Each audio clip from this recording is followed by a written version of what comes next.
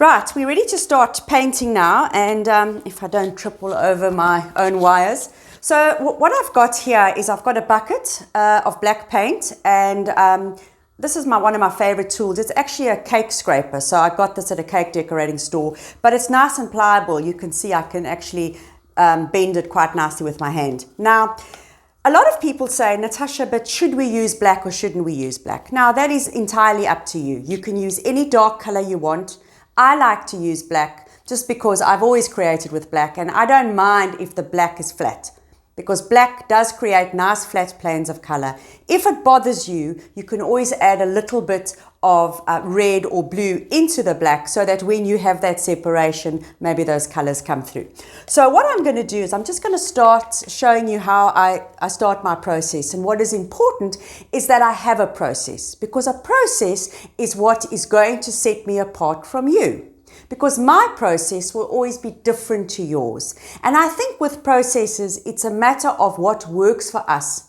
Now, you're going to say to me, but what does it mean? What do you mean by process? So what I mean is a process is the way in which you paint. And it is developed over years and years. You don't wake up one morning and go, I've got my process. So this is mine, and I'm going to show you.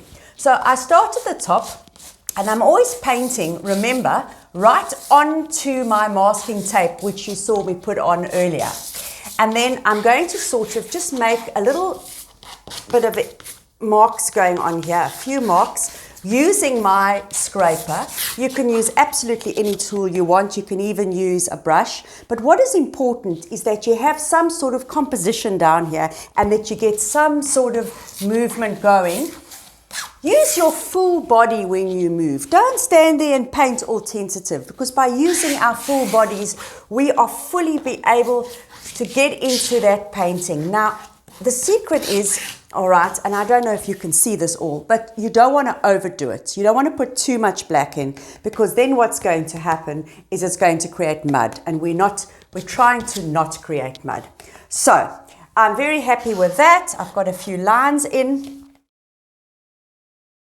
and I've just put a little bit of color. It's really just to show me where to go and how to paint. So in my mind, I'm applying my own process. It's really important to put some marks down so that you are able to find your way around the canvas. Because so many people think it's just about throwing paint at canvas, but it's not. We really need to find our own way.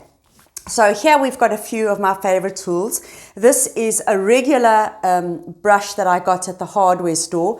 It probably cost about, I don't know, $4. I absolutely love it, and I paint a lot of my paintings with it. It's quite thick, you know, it's not a thin brush. And it's one of those brushes that if it does get damaged, or, you know, after a while, if I can't use it anymore, I can just throw it away and buy a new one. It's not like it's costing me thousands, because trust me, I've messed up so many of my beautiful watercolor brushes that I've dipped into acrylic, which is very naughty. And then, of course, I have one of my other favorite tools. This is just another humble cake scraper, so I'll show you there. These I love because they're quite pliable. So let's see if you can see, you know, you can bend it quite nicely. And then what I have in here, if you can see that, is what I call Modge. Now, if you're painting at home, you're probably using acrylic medium. So you get gloss medium, you get matte medium, and a medium is really something that extends the life of acrylic. It's a wonderful tool to use, or should I say binder, or it's just you can add it to your acrylic and it can make it more translucent, it can make it last longer, it can make it go further, it can make it dry quicker or dry less. There's so many reasons why people use mediums, but a medium is also something that you can layer with and create depth, because by creating depth and texture, you can work into that canvas so much more, and it really is what creates the excitement in your work. Now, my process I've developed over a number of years is that I like to start with my black,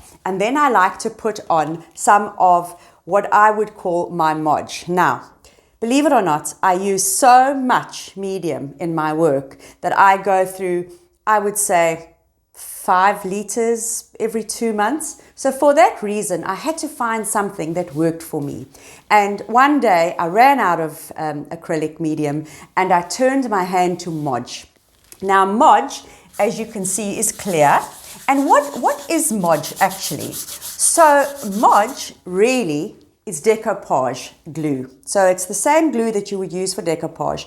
And if you really work it backwards, you would realize that it's actually just paint without the pigment. So I'm going to add some of my Modge here, just so that it gives me some interesting textures. And I really like to work into it a little bit with my big brush and just to create some interesting forms. And you can see that where I'm actually putting it into the black, that it is just sort of staying there, and it's not, the brush stroke stays there is what I'm trying to say. And I absolutely love that. So I'm just putting on some clear Modge so that I've got some sort of composition going and some sort of flow and feeling and brush strokes. And this is just makes it fantastic. I've basically got my Modge in place, and what I want to do now is I want to add some color.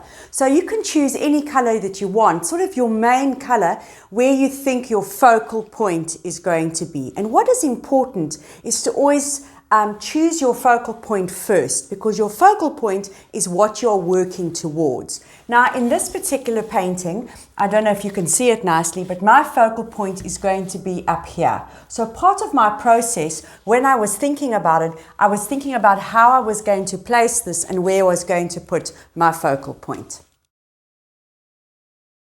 What I'm going to be doing is just adding a little bit of color into this. So I've got a bit of a greeny, bluey thing going on there.